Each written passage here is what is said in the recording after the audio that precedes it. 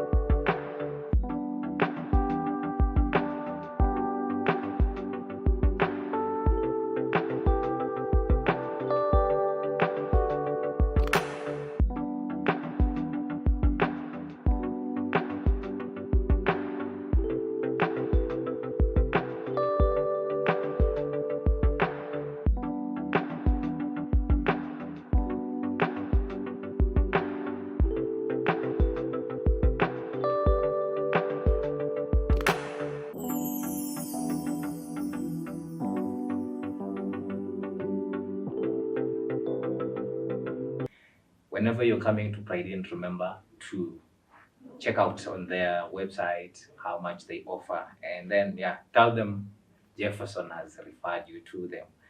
And without further ado, I want to introduce this special guest we have on our show today. I happened to bump into him and I realized that this is the person that the world needs. I will actually go through, I want to introduce him. This is who we are having today on the show. I think his name is Jefferson Murithi Kitinji, right? Murimi. Yeah. Oh yeah, Murimi Kitinji, a counseling psychologist, right? And international certified addiction professional with over 6 years of experience working with youth across Kenya and East Africa. He currently serves as a clinical leader at a prominent NGO and as a clinical coordinator at Cemetery Recovery Center, right? It's Nairobi. Geoffrey is not only a trainer, he's not only trained professional, but also someone with a lived experience in addiction recovery, having been sober for 7 years. His work is focused on helping young people break cycle of shame and emotional distress. And he's widely respected for his hand-on work in schools, rehab centers, and online platforms like TikTok and YouTube. Welcome so much, Geoffrey. Thank you. So you bring a very rare and deep human perspective to mental health, and we are really honored to have you today. Yeah. We're going to have this conversation. We are going deeper into it. We had started this conversation. We already defined what mental health is. We talked about the statistics. We've talked about parenting with our previous guest, Madam Regina, who we are not with her today because of some engagement. And so we want to pick it up on a very high note. By the way, June is the month of mental health awareness. Men's mental health awareness. May was mental health awareness. Yes. June is, but I usually say every day should be a mental health awareness day. Okay. Yeah. So June is mental health. Yeah. And then last month was mental health awareness. Yeah. I didn't know the difference. Yeah. I didn't know the difference. So welcome so much on the show. Karibu. Good to have you. Oh, Thank you for creating time to come. Thank you. So for the purposes of just getting to know more of what you do, I want to go straight to asking you this question. Probably you might have been asked elsewhere, but I also want to ask you this question. How would you describe the current state of youth mental health in Kenya and in East Africa as a whole, as a mental expert? Yes.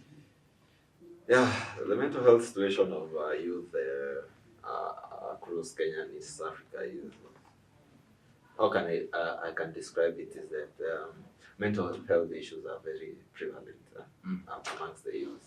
Yeah. Amongst the youth.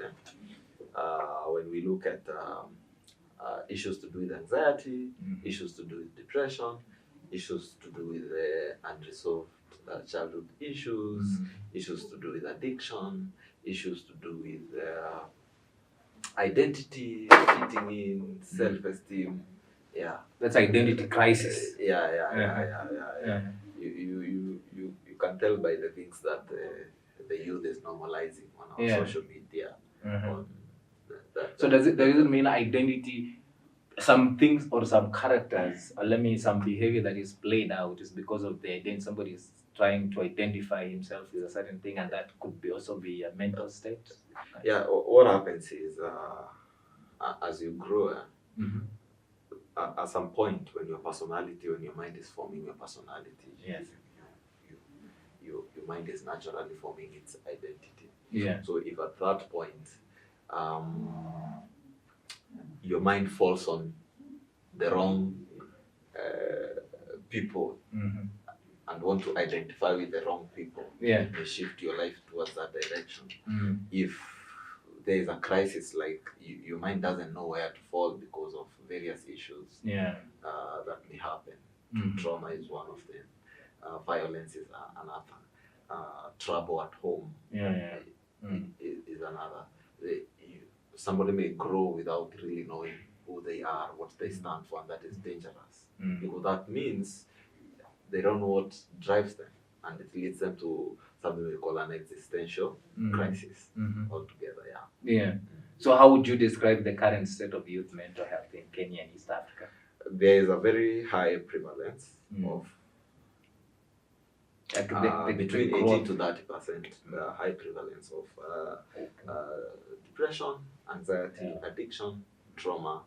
Yeah. So mostly addiction, young people are addicted to alcohol, or what is the specific substance they normally abuse? Right now, addiction, and for clarity, I would like to define addiction.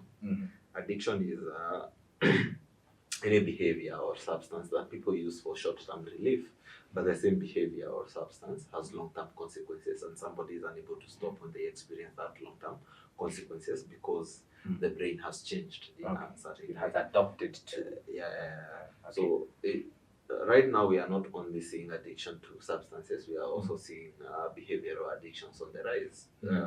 We've had a gambling menace in Kenya.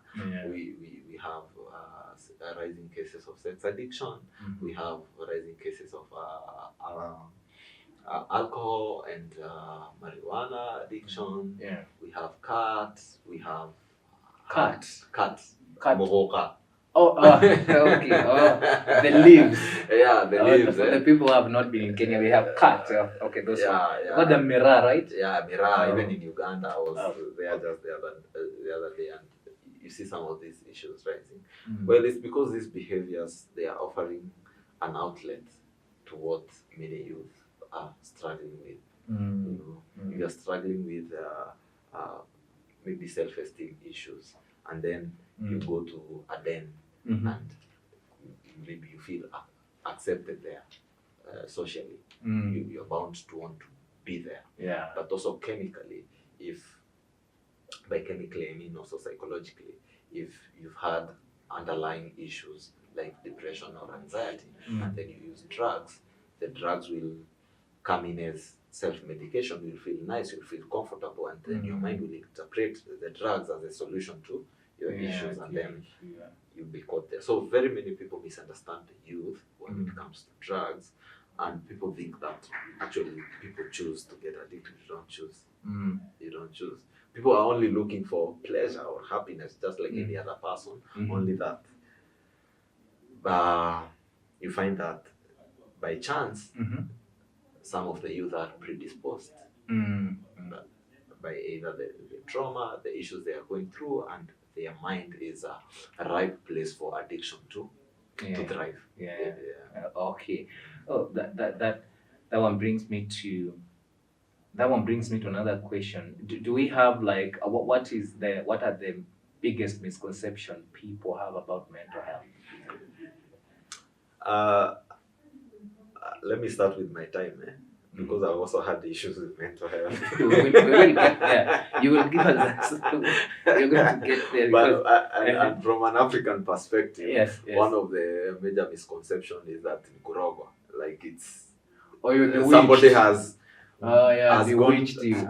I remember that in our previous episode with the previous guest, Padre Regina, Yeah. saying that it not actually happens because even when a student could be going through or a child could be going through mental health, which has affected even his performance as a person, he can't deliver. And now we have, as an African background, you would hear somebody saying, because maybe he's bewitched. Yeah. Now, like for example, when I was growing up, I was a very bright student. Like I was number one, I don't think there is a class I ever was number 2 or 3. Congratulations. But at some point, so something happened to me when I was affected with mental health, and then I dropped from position 1 to position 5. So at the time, what crossed the mind of so many people, they thought this guy has been bewitched, or maybe he has been using some juju. We can call them juju. Yeah. So that is the biggest misconception that we have here. I'm not saying it's the biggest, but it's one of the most prevalent. You know, I've had people who think that they are going through something because they had a disagreement with an auntie of them and they never talk, so that auntie must have done something. Must have cussed them. Yeah. Other people think, especially with depression, other people think it's attention seeking. That people who struggle with depression, they tend to self-harm. They tend to say, I'll kill myself, or I want to die. They cry a lot.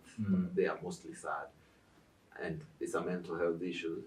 But other people, they view it as this is an attention seeker. This is he's trouble. Yeah, he wants to make trouble. Yeah, there are mental health issues with the young people like ADHD, attention deficit hyperactive disorder, which is often misconstrued to be this is just a spoiled person, this is just an active person, huyu mtu anapenda drama, you hear such things. But it's a mental health. He's up to something. If we come to anxiety, people with anxiety issues are also very misunderstood because it is seen as weakness. Imagine a mental health issue being seen as weakness. We'll find in the society, somebody will have a mental health issue like anxiety, but they can't speak up because anxiety, when you have an anxiety issue, it comes out as excessive worry.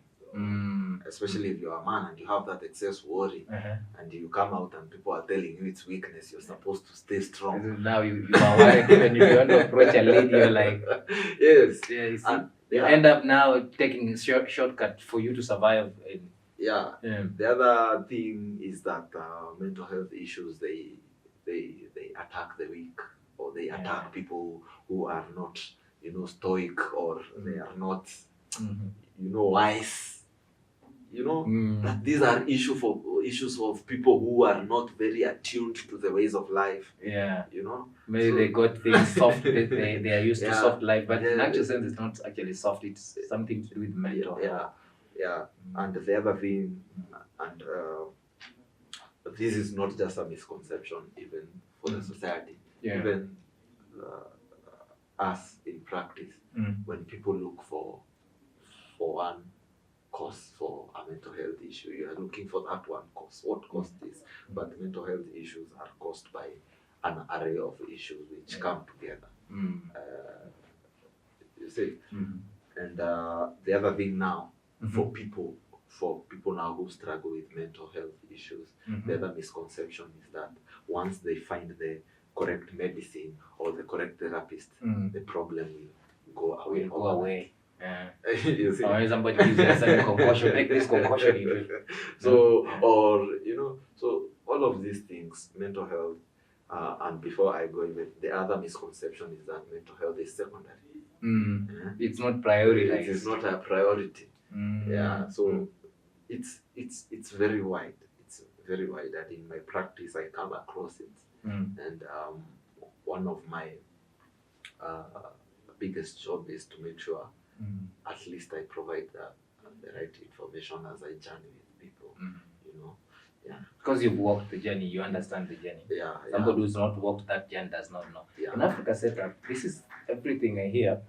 If somebody is going through mental health, in most cases you'll hear people say, maybe he's pretending, just as you say, attention seeker, he's seeking for that attention. And so this means the society has to be very keen, especially with the young generation you're raising, where they wake up in the morning today, they have seen something on a social media and they want to imply, and probably they don't know how to go about it. So it keeps disturbing them to a point now they're even depressed. And the parents or maybe caregivers, they're not even, like, they don't know what is going on. Yeah. Okay. And on that point is because we don't even blame the caregivers and the parents, because if you look at how most of the parents were taught to parent, they were taught to provide. Yeah. You go to school, get a good job, so that your children don't suffer as you suffer. So, like, this is enslavement. So this actually is like we are enslaved to a point. Actually, the previous conversation we were having with Madam Regina was where parents, they always want result. They want result from kids. You need to perform. You need to perform. I'm giving you food. I'm paying school fees on time. Yeah.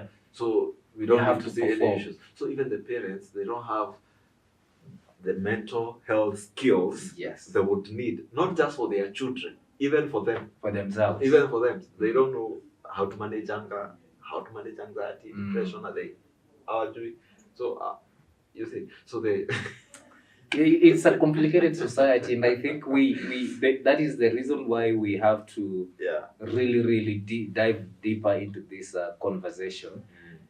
Because yesterday I was at a school, I was giving I was talking to young kids, and I would ask them critical questions, and I realized that this is a very critical topic that needs to be discussed, not only with the elderly people, but I think the generation begins with as early as 2 years. You transition to 7 years, 10, you transition to 17 years to 24 now. That is your if this is not realized early, it might affect even the whole life of this individual as a person when he grows up. And now I want to ask you also something else. I mean, why do many young people resist therapy or delay seeking help? Is there a reason why? There could be many reasons. There is not one reason. So one of the reasons is because people think that for you to seek help for mental health issues, you must be on the streets picking papers like an insane person. So people attribute to mental health. I go places, I introduce myself as a mental health practitioner. You know. So they only know anybody with mental health issue is an insane person, a crazy person. Yeah. So people wait for that extreme. That could be one of the reasons. The other reason is the misconstruement that mental health services are for the rich and the affluent. At least these days, they stopped saying it's for the whites. Because in the past, was for the white people. Okay, they are saying it's for the blacks, but they are saying it's for the rich guys. We still have that misconception that it's for white people. Yeah. Actually, I blame the movies. The street. They still say this. So I get questions like, no, you are a shrink. I think so. We need to transition from that misconception to getting to realization that this is a really the other misconception is that somebody is going to figure you out. Somebody is going to, you see, then we have cases in the society where people have sought mental health services and maybe they didn't get better.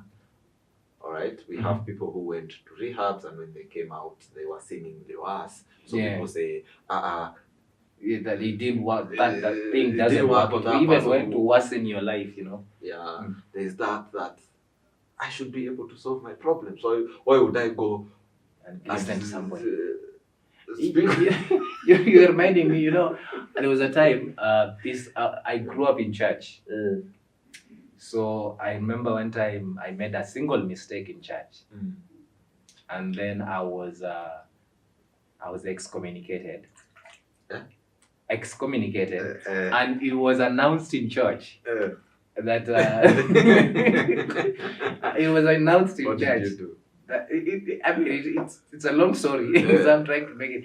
So it took me a couple of actually not even a couple of months. It was almost years. I didn't know that I was mentally unstable until one time I was given a platform now when I was trying to come up, because now I sank into reading books, watching movies, traveling to nowhere. Sometimes I could just drive to nowhere.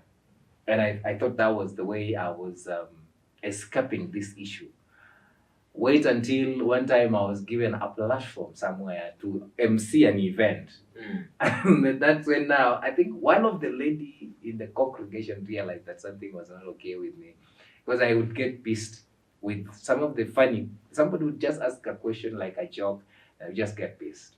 So she approached me and she talked to me. And then I asked her a question, why do I have to trust you? Because one, I trusted church.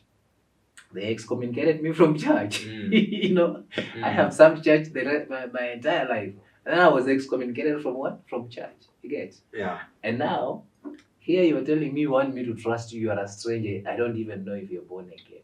So I had that resistance. Yeah. Up until a time, it took me like almost 8 to 10 years. That's when I figured out that I have read enough books. Yeah. They are not helping. I need somebody to hear my story. And that is when I looked for somebody and listened to my story.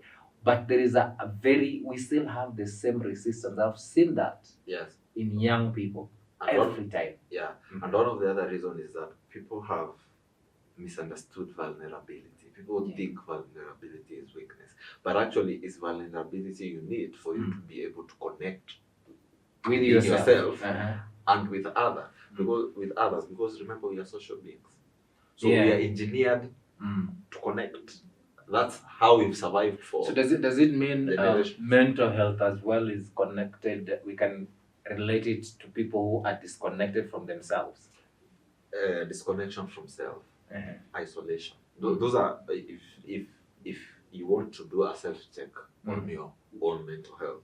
See if you are isolating from other people, whether consciously or unconsciously. Check the relationship you have with people. With yourself. I mean, with myself. You know, the things you like. Do you like the things you like? Do you feel tired doing things that you know are important for you? You know, such kinds of things can really show you where your mental health is. Yeah, because the first thing a mental health issue does to you is make you isolate. Yeah, you isolate yourself. Yes. Right?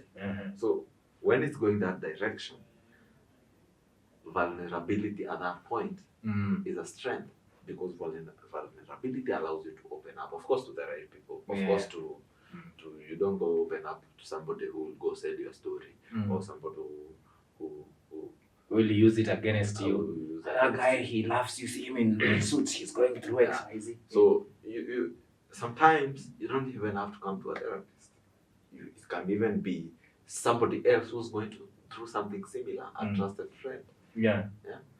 What we therapists do is that we have a little bit more information and we have the skills to create a safe space for you to be vulnerable, so that you can create that connection. I call it plugging in.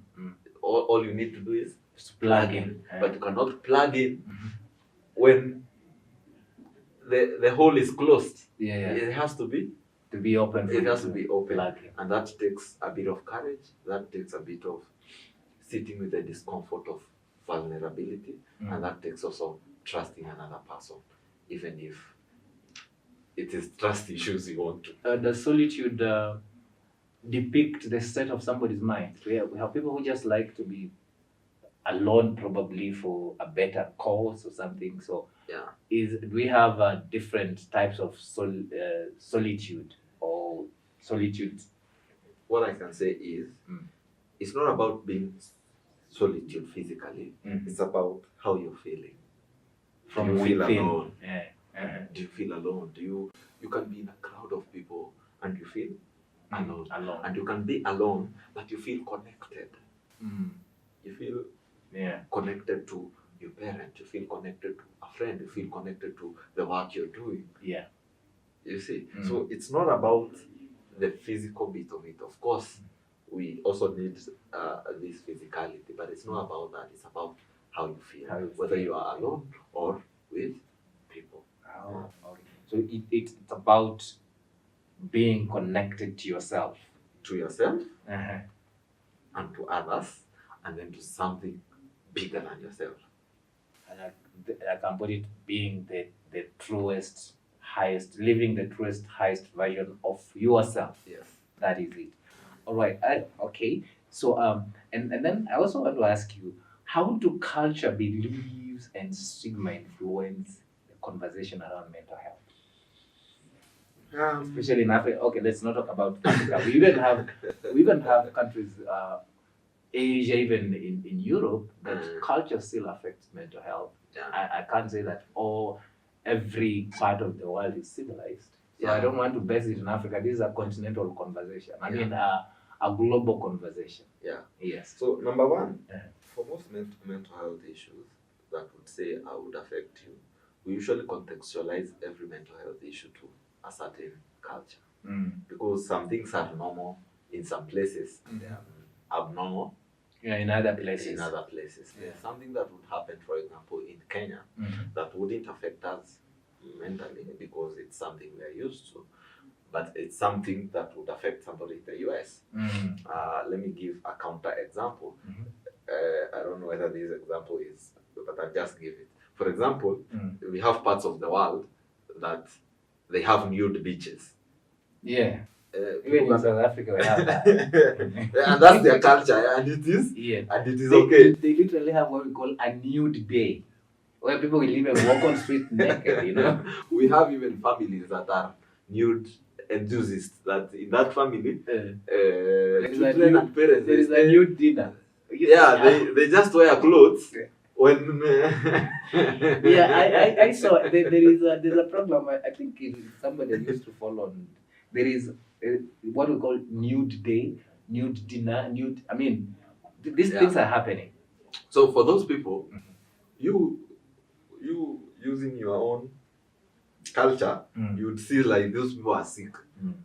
But for them, it's not affecting. It's normal.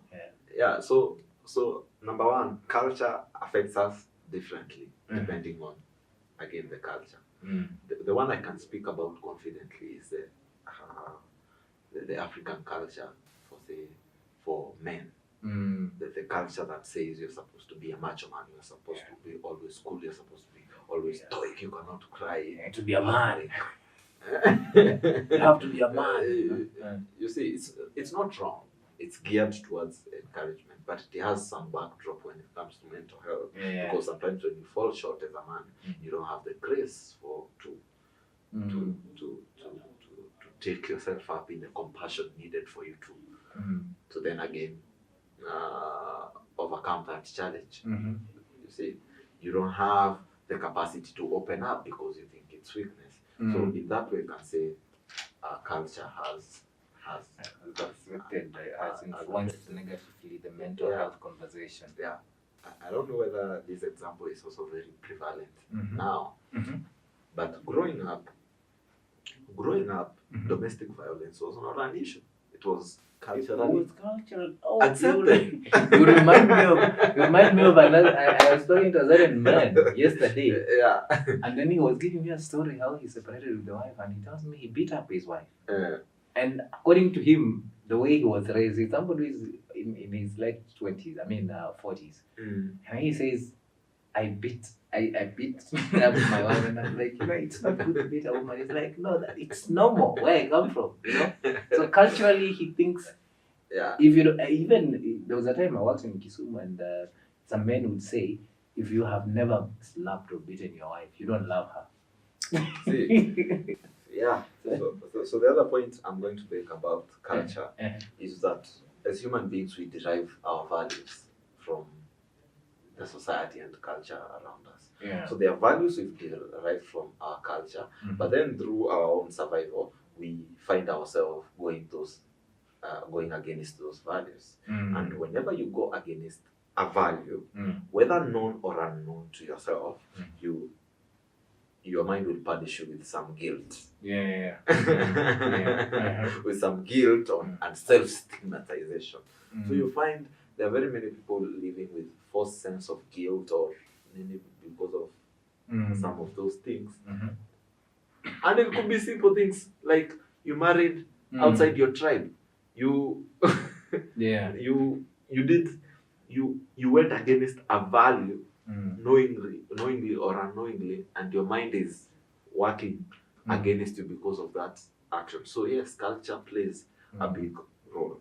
And that is why now, even when people now do therapy, one of the things we do is the identity, in identity work, where we help you identify your values, the values you uphold. Where did these values come from? Which are the values that you've been carrying that are not of any value to you, but your mind or your psyche is still holding on to them, despite them having a negative mental health impact on you. And which are some of these values you've been neglecting, that if you practice them would improve your mental health, and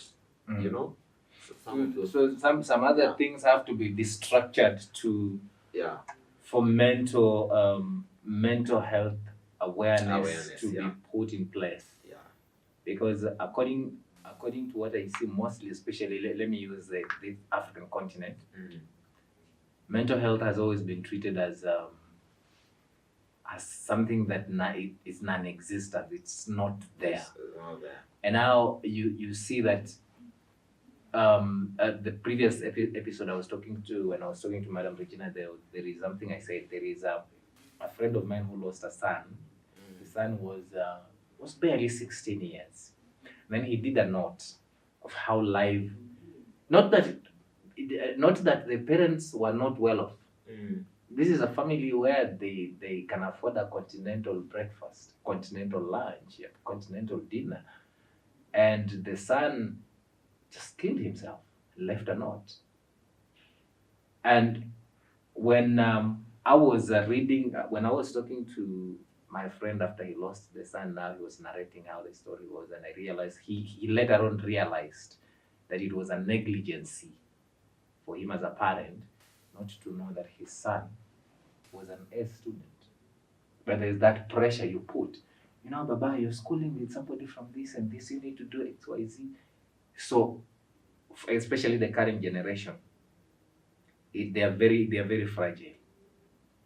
So culture that we have imposed on our children as a society, in what I'm grasping from your conversation is like it has to be relooked. Not relooked, because you see, a culture is bigger than the individual. So it's up to for the individual to find the balance. Because you cannot do without culture, you cannot do without. Now, a child is found in this culture. He doesn't know how it goes about. So it's the so there has to be that balance between the self and the culture, because either way they exist for a reason. Without cultural norms, without societal norms, would be ungovernable. It would be very hard for us to, you see. But then again, also as an individual, if you don't find the balance between, if you lose yourself in the culture, it still becomes a problem. So it's finding yourself in all of this and finding a balance. Now, mental health, having a healthy mental health is all about balance. It's all about balance. It's all about knowing this is what is expected, this is what I expect from myself, and where can I find this? balance. Yeah. Okay. All right. I want to ask you two more questions, but the quick ones, Quick ones. because we have less than 5 minutes to go on a break. The structural or systemic changes that are needed to improve mental health services regionally. That question is more. If I was to talk about it from a perspective of governance and maybe resources, just the other day there was an article in the dailies that many psychologists are graduating and there's no jobs. Is it because there is no mental health issues? Or is it because So if there was a way we'd use the resources that we have, you know, we have people creating mental health meetings, but they do it for the people that can afford, or the people that are already The in that elite. place. Or Okay, but if we can have grassroots programs where they not only empower, but there is also ground level screening of mental health issues or triaging that means at a family at a family level, at school level, society level. You see, the same way we have community health practitioners who go home to home with this is a kupima BP. Is on. They know how to to do to measure blood pressure and sugar levels. Yes. We can also have the same for mental health. We have people who at grassroots level who have this kind of understanding. I have seen programs that are working in Kenya, mostly by an NGO, that people, not even practitioners, are trained to detect mental health issues in other people, and then they can escalate those issues now to trained professionals, and then those professionals can take up those issues to the elevated levels. So there's still that a lot of sensitization. So that means schools, churches, families have to contribute in mental in supporting the mental health. And the government. Are there signs that the mental health conversation is shifting positively? Do you see any sign of mental conversation shifting positively? Myself, I can only now answer that personally, because I'm in that space, especially in the social media platforms. I'm getting a lot of positive feedback. Maybe when I do my videos, or like in this video on YouTube, and when I go places, people are asking the right questions. They're now getting familiarized with mental health. I've even gone to a very interior place, and somebody out of nowhere said, "Oh, you are the guys you've come for mental health. So you want to tell me this thing is not for the machizi, for the crazy ones, and you can see people opening. They are curious. They are curious about that conversation. They want to know what is happening. Am I in danger? What can I do?" So if we were, for example, me, if I was to be given the capacity to go, because it requires resources, time and money to go there to those places, I can, because people are open. People are open. They really want to. So the last question, because of time, before we take a break and then we will come back, I wanted to ask you, how do you see economic inequality and unemployment affecting mental health? Needs. You see, the only reason we are alive, or your mind wants to keep you alive, is for you to be fulfilled or to avoid death. And the way to avoid death and to be fulfilled in the modern world is to meet your basic needs, that is food, clothing, have, your quality of life. So if any of that is in jeopardy because you don't have the resources, and it's because you don't have employment, or it's because you don't have an economic activity that supports that, that automatically puts pressure on mental health. That is a stressor by itself. So it affects both the family, children, everybody within the setup is affected. Yeah. So we are going to come back. Don't forget to subscribe, like, and share, and even offer your comment down there if you want and you have a story you want us to talk about in regards to mental health or something else that it's a touching story. We will share our email down there on this video. Thank you so much. Up until next time, bye bye. I am your host, Jefferson. See you.